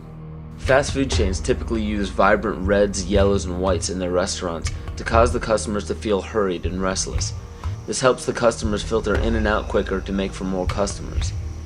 Fine dining restaurants, on the other hand, use very earthy, natural colors such as soft greens, blues, and browns to calm the senses and to make for a more lengthy and peaceful meal. And the same goes for the music that is played at these establishments. Specific musical notations and progressions can give relaxing or exciting stimuli to the body without our knowledge. The music industry goes even further and uses natural rhythms of the heart to map out the tempo of pop songs. This is why 72 beats per minute is used very frequently in pop music. Music is not a product of culture. In 1986, the National Academy of Science found that infants prefer consonant sounds such as perfect fifths rather than dissonant ones. This is just a small example of our natural ability to understand sound. So be very careful when placing a child in front of a TV or near a stereo. Those who believe that children cannot comprehend violence on a TV screen or aggression from music are thinking strictly with the left brain. The child may not rationally understand the words or actions on the screen, but the right brain, even in infants, can absolutely understand everything in its immediate environment because it transmits a frequency that can affect us on a subatomic level. Science has even proven that proper sonic vibrations are essential for the health of our vegetation. Studies done on many ecosystems have shown that when a specific species becomes extinct or moves from an area, another species will replace its song patterns to fit the overall harmony of the vibrations required for plant life to thrive. All these are known as talismans and are used very carefully by corporations and the media. Catchphrases are also used to spark certain emotions in the psyche. When the average person hears the words terror, bombing, gunshots, murder, war, assassination, and so on, the body and the mind respond with heightened alertness and caution. And when events such as assassinations of major leaders, bombings, terrorism, or war happen on large scales throughout the world, the body responds differently at different times, marked biologically and astrologically. The tragic event involving the Branch Davidians at Waco and the Oklahoma City bombings claimed the lives of men, women, and children as they ended in flames on April 19th. This date is a pagan holiday where human sacrifice is made by fire. The tragic events of September 11th, 2001 happened on the Mayan calendar date of 6 epochs, which represents large-scale change. And when the US attacked Afghanistan on October 7th, 2001, this was the Mayan calendar date of 6K, which represents balancing. Please understand that these weren't prophecies or predictions. The Mayans simply understood the body's natural cycles. So these unfortunate events are not by chance. One needs only to look at the result of the major political decisions of the United States since the inception of the United Nations to catch a glimpse of the ultimate goal. Every major war, assassination, terrorist attack, or security weakness exposed has 2 specific common themes. 1. The unfortunate event makes worldwide news and scares or angers the public. And 2. The result, no matter what, is always the expansion of government and the destruction of constitutional freedoms. It doesn't matter what the excuse or the explanation is, the result always tells the truth. A child can give the greatest excuses every time he's too sick for school, but if it always happens on the day of a test, the truth is revealed by the result. The major media outlets can give every explanation in the book as to why war is declared, assassinations happen, and terrorist events take place, but if they all end up in the expansion of government and the destruction of constitutional freedoms, the truth is revealed by the result. And because the vast majority of the public are completely ignorant of natural biological cycles of man, it is increasingly difficult for them to accept that these events are by no means an accident.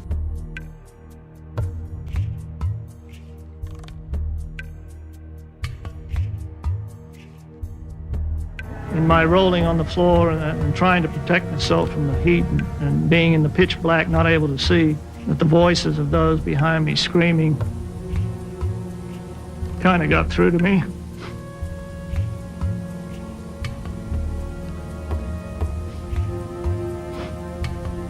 I recognized who they were.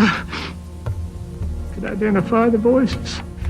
Are they gonna come and kill me? No. No. Nobody's coming.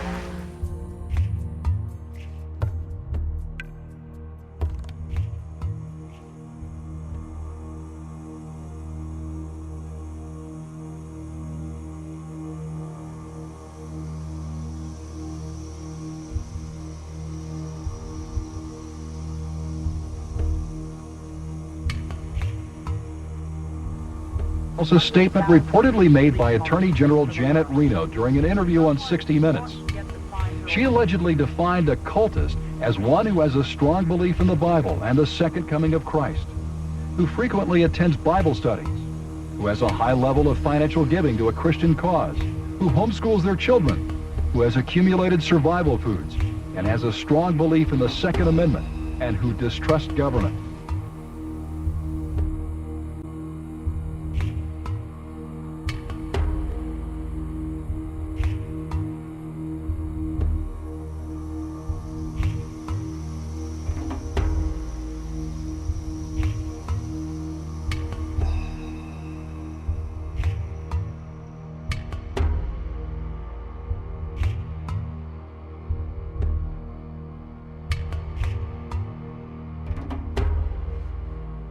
Through federal authorities that a second bomb has been found inside that federal building in Oklahoma City. It was an explosion at 9 o'clock this morning that did that damage you're looking at right there. I just took a look down the street at the Morrow building again. I see another bomb truck going, so apparently they're going to try to get out that third bomb we talked about. At the present time, the medical teams downtown are unable to get into the wreckage to retrieve more of the injured because of the presence of other bombs in the area. I've been told by the police department that just as soon as those bombs are defused, they will permit the medical teams to enter. Now, we're also hearing from some witnesses on the scene that they've overheard from firefighters that were first on the scene that there was a possibility that there was a secondary explosive device besides the car bomb device outside the building, and that device may have been placed near the nursery. Also, we're getting word now that President Clinton is sending anti-terrorism units down here to look over the situation to find out exactly what went on and what other danger may be out there in Oklahoma City. That's something we need to think about, unfortunately, at this time, because, as we've told you, 2 other explosive devices were found that were not detonated, and they were larger than the first. The reports I have is that one device was deactivated. Apparently there's another device, and obviously whatever did the damage to the Murrah building was a tremendous, very sophisticated explosive device. So President Clinton just called Governor Frank Keating, and he says that 3 FBI anti-terrorist teams are en route to Oklahoma City. Right now, they are saying that this is the work of a sophisticated group. This is a very sophisticated device, and it has to have been done by an explosives expert, obviously with this type of explosion. The Justice Department is reporting that a second explosive device has been found in the AP Murrah building in downtown Oklahoma City. We should find out an awful lot when the bombs are taken apart. I think it was a great stroke of luck. As you're mentioning, it's hard to talk about luck on a day like today in Oklahoma City, but it was a great stroke of luck that we actually have got diffused bombs. It's through the bomb material that we will be able to track down who committed this atrocity. First bomb that was in the federal building did go off. It did the damage that you see right there. The second explosive was found and diffused. The third explosive that was found, and they are working on right now as we speak, I understand, both the second and third explosives, if you can imagine this, were larger than the first. First bomb that was in the federal building did go off. It did the damage that you see right there. First bomb that was in the federal building did go off. It did the damage that you see right there. Still another problem, according to these groups, is the executive branch making a grab for much more police power. Some of it highly questionable in the aftermath of the Oklahoma City bombing. It shouldn't be the case that Americans have to worry that their phone could be tapped. It shouldn't be the case that Americans have to worry that their credit records could be made accessible by the FBI without them being involved in any criminal activity. The first draft of the House anti-terrorism bill was so loose it could let authorities define as an act of terrorism, prosecutable by the federal government, everything from threatening your spouse with a gun to blocking an abortion clinic. While the anti-terrorism bills ask for sweeping new powers, the ACLU and others also worry about numerous executive orders that the public knows little about. These orders could give the president, federal agencies, and the military near dictatorial powers.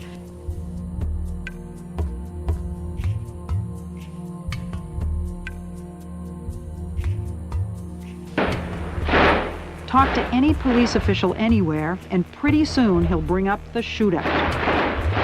February 1997. 2 bank robbers in full body armor and firing AK-47s did battle with police on the streets of North Hollywood, California. It was every officer's worst nightmare come true. Cops outgunned by the bad guys. The one weapon that we've identified can go through a bulletproof vest at 200 yards. After the LA shootout, requests for surplus machine guns increased dramatically. The Los Angeles Police Department alone got 600 M16s from surplus. Nationwide, the number given away more than doubled this year, and many departments decided to issue them to regular patrol officers on daily duty, all because of one shootout in one city.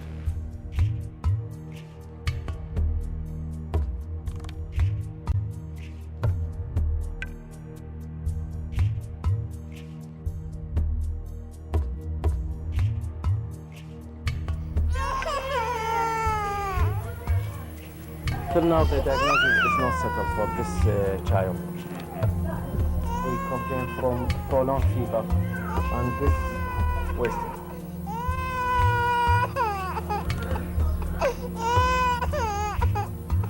We have heard that 500,000 children have died. I mean, that's more children than died in Hiroshima. And you know, is the price worth it? I think this is a very hard choice, but we think the price is worth it. Worth it because she believes the sanctions are working. In November 1997, former U.S. Attorney General Ramsey Clark headed a delegation of the International Action Center on his 7th trip to Iraq to investigate the continued effects of the United Nations sanctions on the population. We were shocked by what we saw, an almost total absence of medicines, medical supplies, and spare parts for the equipment. Despite the heroic efforts of medical personnel, babies, children, and the chronically ill continued to die in vast numbers. The United States government claims that Saddam Hussein is to blame for the crisis. What is the real cause of the suffering? The sanctions. They are an extension of the 1991 United States war against Iraq.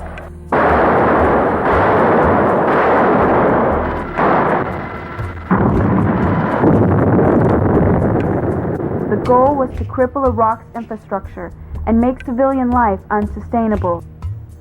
We demonstrated the capacity of technology to cripple a country without ever setting foot on it in the Persian Gulf. It's important to recognize that because it goes hand in hand with the sanctions.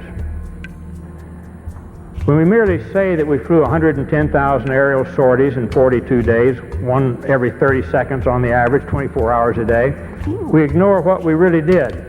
As officials said, the death toll was now 288, with many more to come. The trucks kept filling up and driving away, past waiting relatives who knew they might never be able to identify the bodies of their loved ones. The community of Almeria filled one of the first of many funerals with gunfire in sign of grief and fury, and with angry words aimed through foreign journalists. "My mother, she's gone," shouted this young man.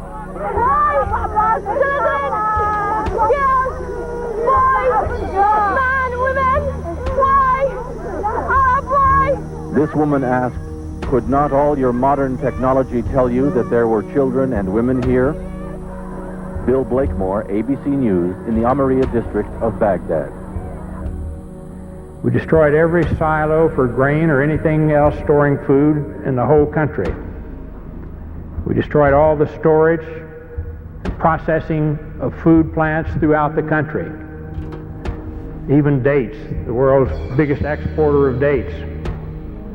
Famous processing and packaging plants in Baghdad, deliberately destroyed. We didn't want them to be able to feed themselves for a long, long time. We're all aware of the famous little powdered milk plant.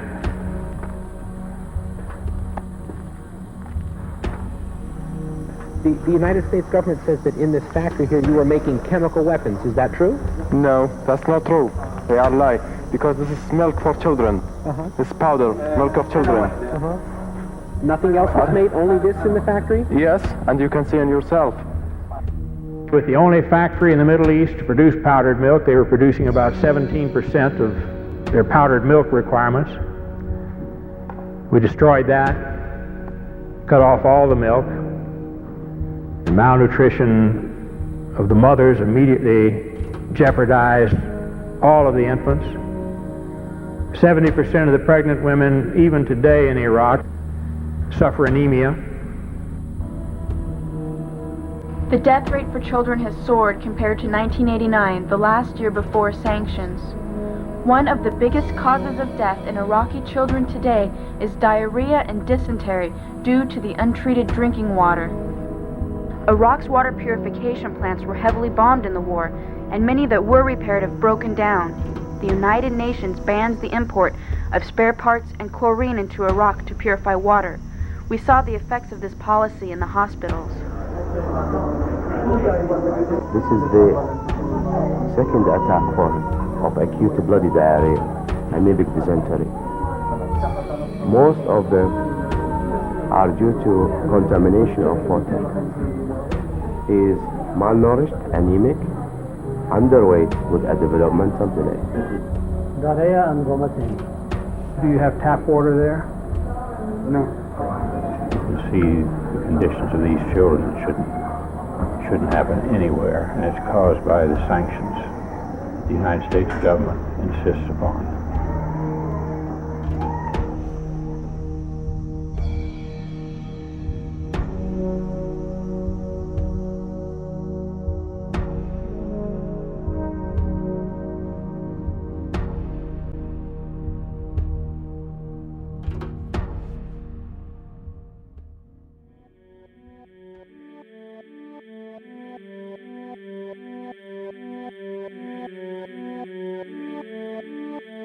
The daily life we perceive with our five senses is not reality. Quantum physics has shown that space and time are illusions of perception. Therefore, our bodies cannot truly be a reality if they occupy this space. Our true consciousness does not exist in our brains or in our bodies. But this illusion of our individual bodies, along with the misinformation of our true origins, has manifested the idea that we all think independently from one another. With this misunderstanding, it would seem impossible to scientifically explain telepathy, clairvoyance, spiritual mediums, and other phenomena dealing with transferring information between sources without physical means of communication. But when you understand that there is a common spiritual bond between all things in the universe, and that we are all part of one divine intelligence, no phenomena is unexplainable. This simple understanding fills all the holes in modern religions. It explains reincarnation, déjà vu, predictions of the future, and literally every event, occurrence, or anomaly ever experienced.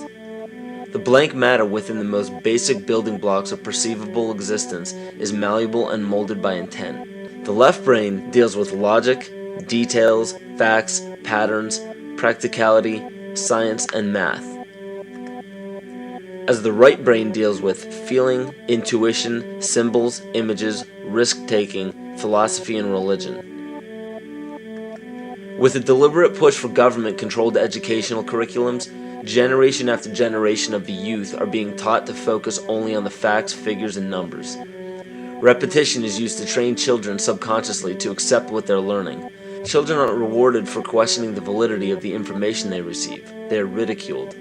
However, the children who blindly accept the information as true and merely regurgitate the information on command when it is time to take a test, those children go on to become the decision makers in our government, law, medicine, business, and every other occupation with power and prestige. The most detrimental effect of being pushed away from holistic thinking with the full brain into a strictly left brain thought is what is known as the suppression of the feminine. Every male and female have both feminine and masculine qualities. It has nothing to do with man or woman. These are represented by the left and right brain, yin and yang, black and white, light and dark, and most every other duality. Both are vital to our spiritual and physical health. In ancient Egypt, the female was the rightful heir to the throne. The male she chose to marry became pharaoh. This depicted the goddess tradition that has been destroyed to make way for a patriarchal, male-dominated society we see enforced in every major denomination. In suppressing the feminine of every society and pushing the people to strictly left-brain thinking, the natural ability for humanity to feel earthly, cosmic, and personal energy became lost. Traditions that were passed on through shamans, witch doctors, magicians, psychics, and seers of all kind became outlawed and ridiculed and given a stigma of something out of a Hollywood movie. Every religion explains that we are children of God and have godliness inside of us.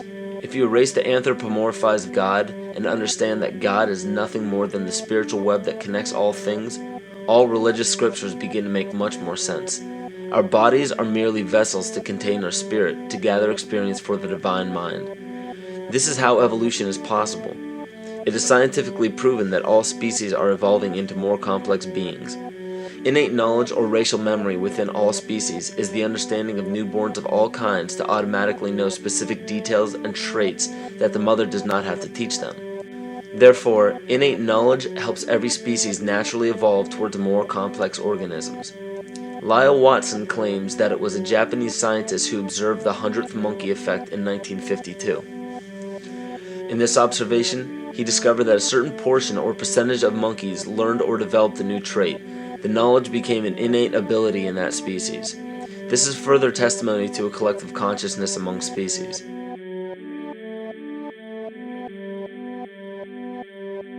Everything in existence has a natural vibration to it, from our atoms all the way to the vastness of the universe.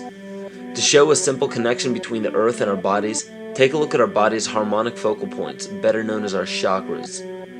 Just as there are harmonic focal points on a guitar string, there are locations within our body where our vibrations culminate. In Eastern philosophies, these 7 chakras are used to bring health and balance to the physical and spiritual body. Our Earth also has 7 chakra points at equally distant locations from one another. There is 1 chakra point on each continent. The root chakra is in Mount Shasta, California. The sexual chakra is in the Isle of Sun, Lake Titicaca in South America. The solar plexus chakra is in Uluru Juta in Australia. The heart chakra is in Glastonbury or Shaftesbury, England. The throat chakra is where the Great Pyramids of Giza in Egypt are. The heart chakra is at Kuhe Malak Sia in Iran. And the crown chakra is at Mount Kailas in Tibet. Scientifically, this is explained because at the core of our Earth, there is a molten iron crystal that resonates at approximately 7 Hertz. There are energy vortexes all over the Earth where electromagnetic energy emanates. There are also several vile vortices surrounding the equator where strange anomalies occur, such as radio and compass malfunctions, as well as plane and ship disappearances. You may have heard of a few of these.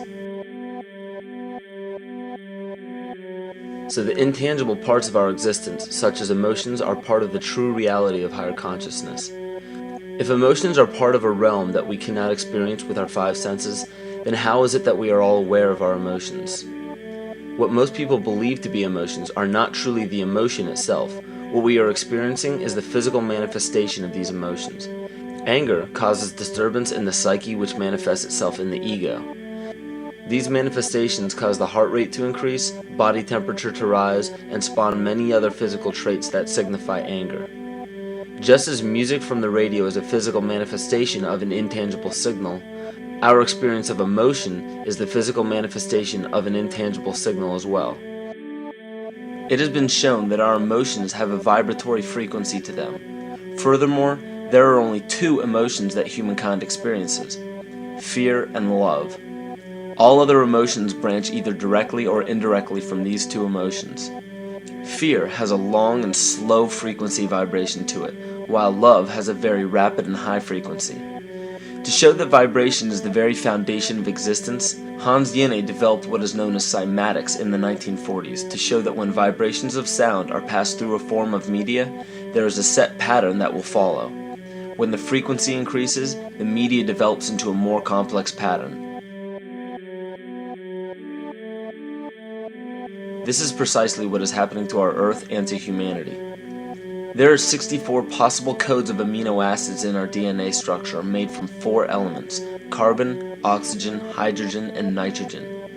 By any means of logic, we should have all 64 codes activated within our DNA structure. Yet we presently only have 20 active codes. And of these 64 possibilities, it appears that only 20 of these codes are turned on right now for us, the 20 amino acids. There is a switch that turns off and turns on where those coding sites lie, and that the switch for that turning off and turning on is what we call emotion. And this is the first time that we've ever seen the patterns of emotion directly physically linked to human genetic material. Well, fear is a long, slow wave of emotion. So this wave of fear is a long, slow wave and touches relatively few sites on this DNA. So an individual living in fear is limited to the number of antennae that they have available to them, whereas an individual living in the pattern of love, this is love in DNA, you can see it's a higher frequency, shorter wavelength. We have many more potential sites for coding along that genetic pattern. This information, this is amazing. This is the first time we've ever had a hard digital link between emotion and genetics. This is important to understand because another researcher named Vladimir Popanov measured tiny particles of light called photons inside a vacuum tube. The photons were scattered as expected. A sample of DNA was then entered into the vacuum tube and they measured the photons again. They found that the particles of light aligned themselves along the axis of the DNA. Then, as they removed the DNA sample, the photons remained aligned to the same form of the DNA even though no DNA was present. This is what is known as the phantom DNA experiment. Science has now bridged a very important gap between physical and ethereal, or spiritual. Our emotions directly affect the structure of our DNA, which directly shapes the physical world we experience every day. So the messages left by the ancients that we've explained here were more than just prophecies about a one-world government or a new world order. We now understand why the study of the heavenly bodies were so important. The rotation and orbit of all that makes up our universe serves as a clock to map changes and transitions. This helped the ancients understand that the change of the heavenly bodies were a mirror to the changes of all existence. December 21st, 2012 is simply a natural transition from one form of energy to the next, the transcendental evolution of man. This date is what's known as 0 point. Our sun, as well as our planet Earth, is losing its magnetic field as the Earth is slowing in its rotation. All the while, its base resonant frequency, also known as the Schumann cavity resonance, is increasing in accordance with the predictable sequence of the Fibonacci theory. At a cellular level, our bodies respond to an electromagnetic pulse. The ancients called this the sacred circuit. The cells receive this pulse from the brain, which receives its pulse from the heart, which receives its pulse from the Earth. This pulse comes from the solar system, which from there comes from the galaxy, which ultimately comes from our entire universe. We literally share a pulse with all of existence. Yet another example of everything being one. For as long as scientists have been recording the Earth's pulse, it has remained at approximately 7.8 cycles per second. This was a constant fixed number until 1986 into 1987. It rapidly began increasing to about 9 cycles per second in 1996.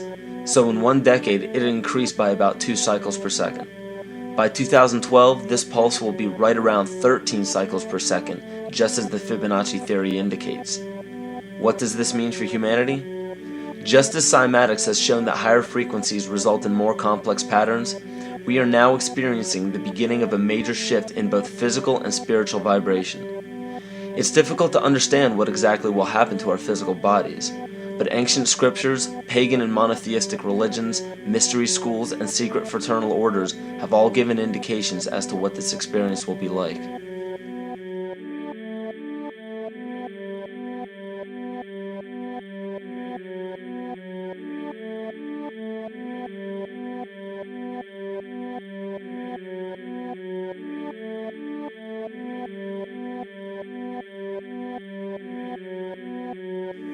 This will be the shift of the ages, the transcendental period of monumental changes to humanity. Those unprepared for this transition will likely not be able to cope with the rapid changes in the psyche. The only way to prepare for what is to come is what we have sought after for our entire lives: truth. Not the truth about governments, commerce, religions, terrorism, or anything external, but the truth within ourselves, within our psyche and our shadow self. Especially in Western cultures, we are taught that being normal means only being happy and never sad, only loving and never angry, only forgiving and never jealous. This sounds plausible, but it is not. We are not meant to repress any negative emotions because it causes imbalance. To conquer our emotions, we must embrace them, not fight them. We must acknowledge them and allow them to serve their purpose as we learn from them. The ancient Essene culture left teachings dating back about 6,000 years. They taught that our relationships with one another, with the universe, and with situations and events are mirrors of the parts of our psyche that need to be cleansed. Author Greg Braden beautifully explains this entire segment at great length in his work. His hard work and understanding of these subjects contributed largely to the marriage between science and spirituality. It is very important to understand that when you fear loss, fear death, fear war, fear terrorism, or fear change, you are giving others the ability to control you based on those fears. When you fight against poverty or against racism, when you fight for relationships or for freedom, you are outwardly attempting to repress that which has been placed before you to conquer inwardly. These situations are mirrors of our fears. This is why it is important to love and only love. Love those who stand with you, but especially those who stand against you. Don't look at your fears as a threat. Rather understand that this material world is only a physical manifestation of either the love or fear in your consciousness. It's as plain as day. All you need to conquer in your life is in your face. If you want to understand what your true inner fears are, analyze your ambitions and your inhibitions. Everything explained here about the esoteric agenda of the elite few at the very top is nothing to fear. They have been at work for thousands of years behind the scenes to manipulate humanity, and it has worked. Until now. It's very easy for any system of thought, religious or otherwise, that comes along. It's very easy to play on that, to play on our insecurities, to assure us all is well, we'll all be taken care of. We lap that up. So don't blame religion. Blame our own insecurities, which has allowed religion to flourish, and which has allowed so many systems of thought that are disempowering to flourish throughout human history. That's why we can't get out of it. Ron Sakeley, Department Chairman, Chemistry, University of California, Berkeley, showed that DNA acts as an antenna for cellular upregulation. The primary function they taught us about what DNA is about, it's a receiver and transmitter of photons, light and phonon sound. For what? Cellular upregulation, meaning that they're water molecules, the pyramid power around the DNA spiral energizing strands are taking in the spiritual energy of love vibrations and then sending it out for manifesting, precipitating in a quantum field, the physical matter of the body. These are hertz, frequencies, or cycles per second that the musicians can retune their instruments to play and experiment with. Why? Again, these are the Creator's musical scale, the original solfeggio, buried for 3,000 years in the Bible. So the ancient priests who knew how to levitate the huge stones for the building of the pyramids, and the Masonic knowledge that predated ancient Egypt, the ability to have this information, these frequencies, serve the function of creation, destruction, and miracles on behalf of the empowered people who had access to this knowledge. I say that because of this metaphor.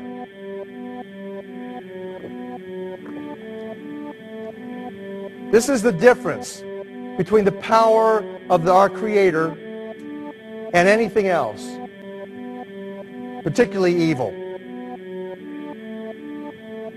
That you can go into a pitch black room full of evil, full of darkness, and light a little candle, and instantly that darkness flees. But you can't do the opposite. You can't go into a well-lit room full of truth and wisdom and righteousness and joy and health and harmony with the universal power. And you can't take any amount of darkness and go into that well-lit room and have any effect whatsoever. That is the metaphor which I frequently think of when I think that I'm not empowered. It is the greatest lesson for me, and I think for everybody else, to know that we're on the winning side and that we win in the end. As you are watching this, understand that it is not a fight to be fought. It is not a war to be waged. No gun rights have to be exercised. Not a finger has to be lifted. Most people wonder how one person can make a difference. They ask that if all this is so simple and this information is available, why hasn't someone else conquered their fears and changed the world for everyone else? This is the most difficult and beautiful conundrum to our lives. Your reality affects you and only you. Your curiosity has led you to this genre of information to serve a very specific purpose in your life. To understand visually how the universe is truly a hologram, a math professor at Yale University developed the formula that is plugged into a computer program. Named after him, the Mandelbrot set shows a seemingly disorganized pattern. But no matter how far you zoom into the design, you will always find the same pattern within the whole pattern. Each fractal, broken down infinitely, will always reflect the whole. When one fractal changes its pattern, the sum total of the whole pattern changes along with it. This exemplifies that the whole world does not need to be awoken. There is no race to inform the 6 billion people on this planet of this message. It is only important that you, personally, learn to conquer your innermost fears and learn to love. When you see your fears for what they are and master your emotions, then, and only then, will you truly be free.